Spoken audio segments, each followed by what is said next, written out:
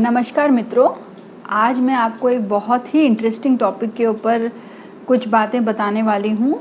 ये टॉपिक आपकी सेहत से जुड़ा हुआ है। देखिए, करंट सर्कमस्टांसेस जो कोविड-19 के चल रहे हैं, उसके मद्देनज़र तो हर कोई ये जानना चाहता है कि क्या हमारा स्वास्थ्य ठीक रहने वाला है। उसके अलावा भी यदि हम अपने डे टू डे लाइफ के बारे में देखें तो हर कोई स्वस्थ रहना चाहता है और रहना भी चाहिए, ये हमारा हक भी है। तो हमारे स्वास्थ्य को हम किस प्रकार से कुंडली से देख सकते हैं और हम बता सकते हैं कि मोटे तौर पे हमारा जीवन में हमारा स्वास्थ्य किस प्रकार से रहने वाला है और हमारे अंदर बीमारियों से लड़ने की क्या क्षमता रहने वाली है। और यदि हमारी ऐसी कोई दशाएं चल रही हैं तो उस समय क्या हमें ध्यान रखने की ज़रूरत है।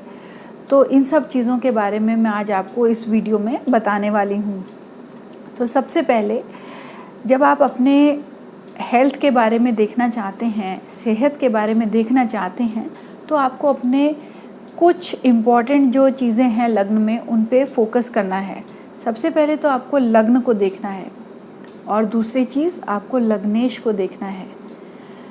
देखिए, जो लग्न होता है वह इंसान का पूरा शरीर होता है, इंसान का मस्तिष्क होता है, इंसान का चरित्र होता है और इंसान का जो पूरा जीवन है वह उसके लग्न से उसके बारे में पता चलता है। तो हमारा लग्न जो है वह बली होना बहुत ज़रूरी है और उस पर किसी भी प्रकार का दुष्प्रभाव ना हो, ये भी बहुत ज़रूरी है।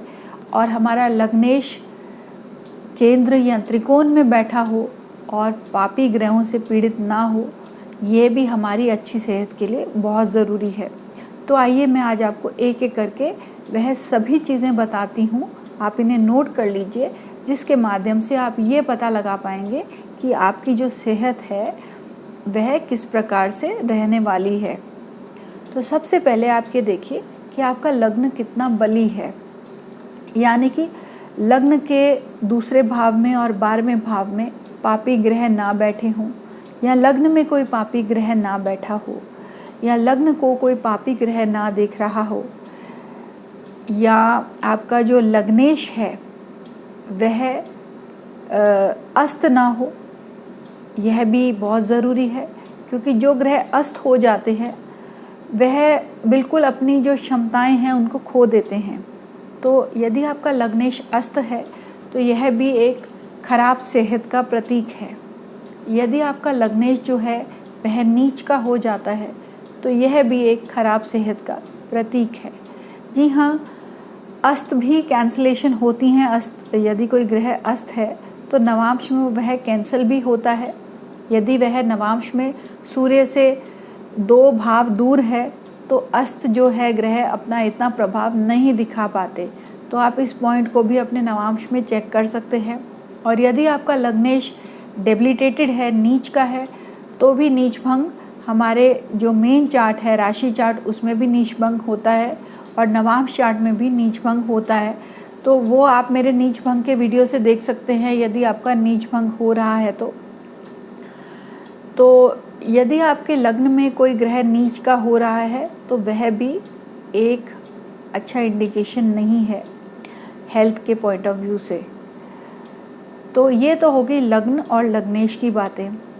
अब लग्नेश का त्रिक भाव में बैठना भी एक अच्छा सिग्नल नहीं है, यानी कि यदि आपका लग्नेश 12वें भाव में बैठा है तो आप अपनी सेहत के प्रति ज़्यादा केयरफुल नहीं हैं और कुछ आदतें आपकी ऐसी हैं जो आपकी सेहत को ख़राब कर सकती हैं। तो ऐसे में आपको अपने लग्नेश को बली करना बहुत ज़रूरी हो जाता है। यदि आपका लग्नेश 6ठे भाव में है या 8वें भाव में है तो वह भी आपकी सेहत को थोड़ा कमज़ोर दिखाता है और यहाँ पर भी इंसान जो है उसकी सेहत कोई बहुत स्ट्रॉन्ग नहीं होती। यद्यपि लग्नेश का 6, 8, 12 में बैठना आपकी सेहत के लिए तो ठीक नहीं है, पर लग्नेश जहाँ भी बैठेगा उस भाव का भला करेगा। तो 8वें भाव में यदि लग्नेश बैठा है तो आपको आयु तो प्रदान करेगा पर सेहत को थोड़ा कमज़ोर कर देगा। तो ये तो हो गया लग्न और लग्नेश की बातें। अब यदि आपके लग्न में कुछ शुभ ग्रह बैठे हैं, जैसे गुरु, शुक्र और बुध, ये 3 शुभ ग्रह आपके लग्न में बैठने से आपके लग्न को बहुत बली कर देते हैं। खास तौर पे ऐसा माना जाता है कि यदि गुरु लग्न में बैठ जाए तो पूरे कुंडली के लगभग 1 लाख दोषों को दूर करता है। और यदि आपका शुक्र आपके लग्न में बैठ जाए तो कुंडली में 10,000 दोषों को दूर करता है। और यदि आपका बुध लग्न में बैठ जाए तो भी आपके 1000 दोषों को दूर करता है। तो यानी कि शुभ ग्रह लग्न में बैठे हों या फिर केंद्र में भी बैठे हों तो आपको बीमारियों से बचाते हैं। यदि इंसान बहुत खतरनाक बीमारी में भी फंस जाता है तो यदि शुभ ग्रह आपके केंद्र में बैठे हैं तो आपको बीमारी से बाहर लेकर आएंगे। तो ये भी आप इस चीज़ को भी देखें। और यदि आपके केंद्र में या लग्न में पापी ग्रह बैठे हैं तो वह आपके सेहत को कमज़ोर करते हैं और ऐसे पापी ग्रह जीवन में बीमारियों की तरफ हमारे जो है सेहत को लेकर जाते हैं। और यदि मंगल जैसे ग्रह बैठे हैं तो ये एक्सीडेंट की तरफ भी हमारी बॉडी को इंक्लाइन करते हैं। तो ये भी आपको देख लेना है। उसके बाद आपको यदि आपका लग्नेश जो है वह लग्न में बैठा है या लग्न को कहीं से देख रहा है तो ये भी एक अच्छी सूचना है कि आपका लग्न को बल मिल रहा है। यदि आपका लग्नेश दूसरे भाव में है या 11वें भाव में है तो वह भी लगन के लिए अच्छी सूचना है। यदि आपका लग्नेश पंचम भाव में या 9वें भाव में है तो वह भी आपकी सेहत को बल प्रदान करता है। उसके अलावा और कहीं भी आपका लग्नेश होगा तो वह आपको अपने सेहत को अच्छा करने के लिए ज़्यादा परिश्रम कराएगा और आपके लिए नेचुरली अच्छी सेहत नहीं देगा। उसके बाद यदि पापी ग्रह जैसे मंगल, शनि, राहु, केतु और सूर्य, ये पापी ग्रह यदि आपके तीसरे भाव में, छठे भाव में, 11वें भाव में बैठ जाएं, इन त्रिष्टाय भावों में यदि ये पापी ग्रह बैठ जाएं तो आपको स्टेमिना देते हैं, आपको बीमारियों से लड़ने की क्षमता देते हैं। ऐसे लोग बीमारों के बीच में रहकर भी बीमार नहीं पड़ते, उनका स्टेमिना, इम्यूनिटी बहुत अच्छी हो जाती है। तो पापी ग्रह यदि आपके 3, 6, 11 में बैठे हैं तो आपको बीमार नहीं होने देंगे। और यदि आपको छोटा मोटा कुछ हो भी जाएगा तो आप एक दिन में ठीक हो जाएंगे। तो इस प्रकार से काम करते हैं। पापी ग्रहों का अष्टम भाव में बैठना काफ़ी खराब माना गया है। अष्टम भाव में बैठने से अचानक से शरीर को ये हानि पहुंचाते हैं। उसी प्रकार से अष्टम भाव में शुभ ग्रह बैठने का मतलब है वह बर्बाद हो गए, यानी कि शुभ ग्रह जो इतना कुछ दे सकते थे वह सब बेकार हो गया। पर अष्टम भाव में यदि शुभ ग्रह बैठा है तो आपको दीर्घायु देते हैं और बीमारी यदि हो जाती है तो उससे आपको बाहर भी ला सकते हैं। कोई ऐसी खतरनाक बीमारी यदि इंसान को हो जाए तो उसे बाहर ले आते हैं, क्योंकि यह शुभ ग्रह अष्टम भाव में आयु प्रदान करते हैं। तो पापी ग्रह जो होते हैं उनका 5वें भाव में और 9वें भाव में बैठना शुभ नहीं होता, हमारी सेहत को ये कमज़ोर करते हैं यदि पापी ग्रह पंचम भाव में और 9वें भाव में बैठ जाए तो ये तो ग्रहों के बारे में हो गया। अब हम बात कर लेते हैं चंद्रमा की। देखिए, चंद्रमा जो होता है उसे पक्ष बल मिलना बहुत ज़रूरी है। यदि आपका चंद्रमा बली है, पक्ष बली है, तो आपके लिए ये एक अच्छी सेहत की सूचना है। अब मान लीजिए आपका जन्म दिन के समय में हुआ है। दिन के समय मतलब सूर्य उदय के बाद में और सूर्य अस्त से पहले। यदि आपका दिन का जन्म है और आपका जो चंद्रमा है वह कृष्ण पक्ष का है और 6, 8, 12 में बैठा है तो ये आपकी सेहत को बल प्रदान करेगा, आपके लिए एक अच्छा साइन है। यदि आपका जन्म शुक्ल पक्ष का है और रात का जन्म है और चंद्रमा 6, 8, 12 में बैठा है तो भी आपकी सेहत के लिए ये एक अच्छी सूचना है। अन्यथा आपके लिए ये परेशानी दे सकता है जो चंद्रमा है यदि दूसरी कंडीशंस में होता है तो ये भी आप देखें। उसके बाद आपको शनि को भी देख लेना है। देखिए शनि भी एक बहुत इम्पॉर्टेंट प्लैनेट होता है क्योंकि इससे आयु देखी जाती है। यदि आपका शनि अष्टम भाव का है तो ये एक इकलौता कारक है जो अपने कारक भाव में कारक को बल देता है। तो शनि अष्टम भाव का आपको दीर्घायु देने वाला है, तो ये अच्छा माना जाता है और बीमारियों से आपको लड़ने की क्षमता देता है। अब यदि आपका जो शनि है वह केंद्र में बैठा है तो वह आपको बीमारियों की तरफ आपके शरीर को डालता है। इंसान बीमार पड़ सकता है बार बार और ये थोड़ा रेजिस्टेंस को वीक करेगा। पर शनि केंद्र में या त्रिकोण में बैठने से भी लंबी आयु देता है क्योंकि वह आयु का कारक है। तो ऐसा शनि आपको दीर्घायु देगा यदि केंद्र त्रिकोण में भी बैठा हुआ है तो। अब इसके बाद आपको ये देखना है कि आपका अष्टम भाव जो कि आयु का भाव है वह कितना बली है। यदि आपका अष्टम भाव बली है यानी कि अष्टमेश अष्टम भाव में ही बैठा है या फिर अष्टमेश आपका केंद्र या त्रिकोण में बैठा है तो अष्टमेश बली हो गया क्योंकि वह शुभ स्थानों में बैठ गया, तो ऐसे में भी इंसान की दीर्घायु होती है। अब आप अष्टक वर्ग के जो चार्ट्स होते हैं जहाँ पर नंबर्स लिखे होते हैं, आप जो सॉफ्टवेयर है उसमें अष्टक वर्ग पे आइए और अष्टक वर्ग में आप ये देखिए सर्वाष्टक वर्ग का जो चार्ट होता है उसमें आप देखिए कि आपके लग्न को कितने पॉइंट्स मिले हैं, शुभ बिंदु मिले हैं और आपके अष्टम भाव को कितने शुभ बिंदु मिले हैं। देखिए मिनिमम 28 बिंदु तो होने ही चाहिए।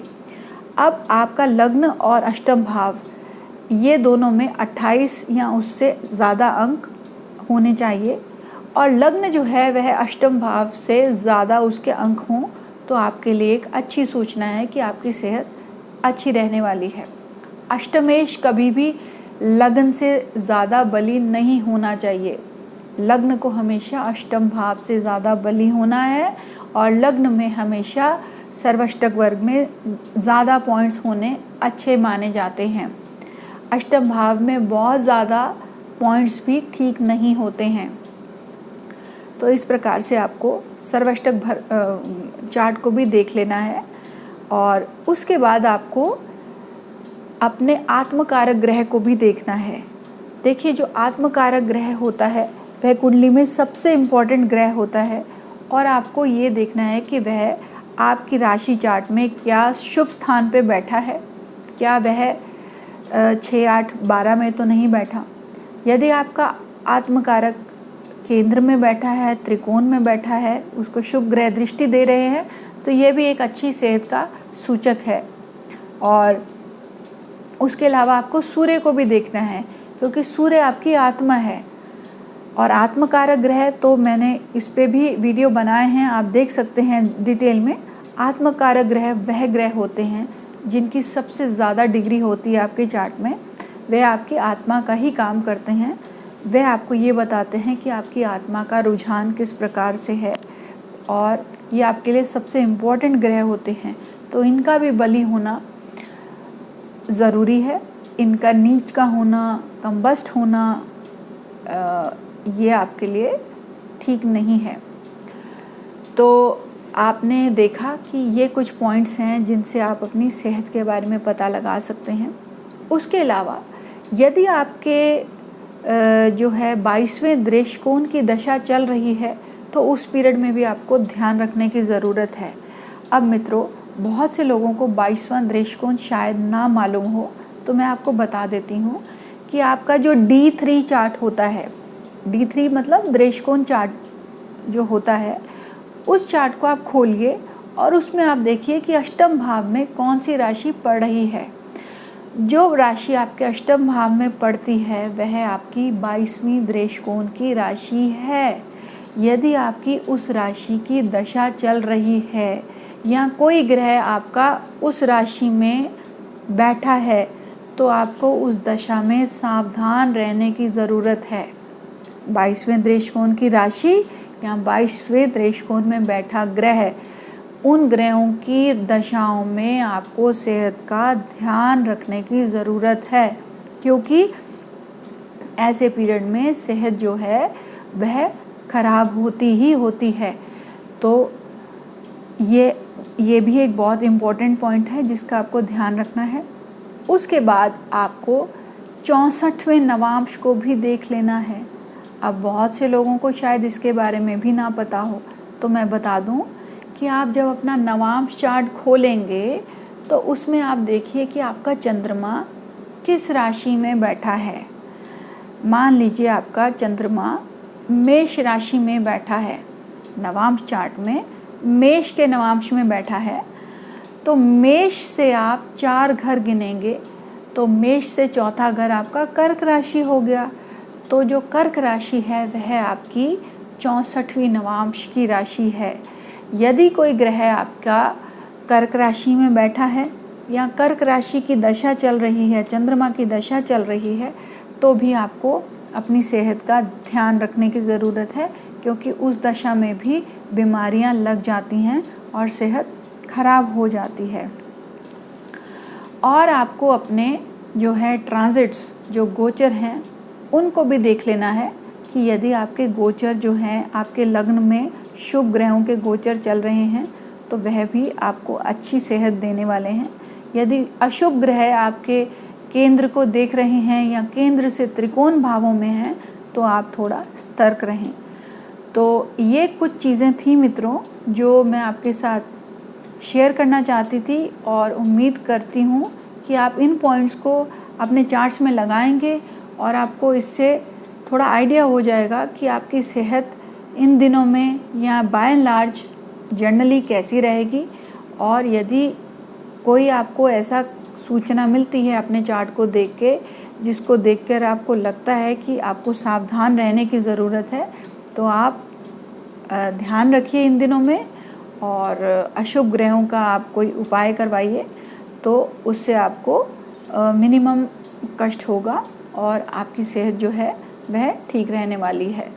तो मित्रों, इसी के साथ मैं अपने इस वीडियो का समापन करती हूँ और आप सबको ये रिक्वेस्ट करती हूँ कि आप इसे शेयर कीजिए अपने मित्रों के साथ, ताकि वह भी इस वीडियो का लाभ उठा सकें। और यदि आपको लगता है कि मैंने कुछ जो भी बताया है आपके यूज़ का है तो ज़रूर लाइक कीजिए, इससे मुझे भी प्रोत्साहन मिलता है ताकि मैं और इंटरेस्टिंग टॉपिक्स पे वीडियोस बनाऊं और आपके समक्ष लेकर आऊं। तो सुनने के लिए धन्यवाद। बहुत जल्दी आपको एक नए वीडियो के साथ मिलूंगी।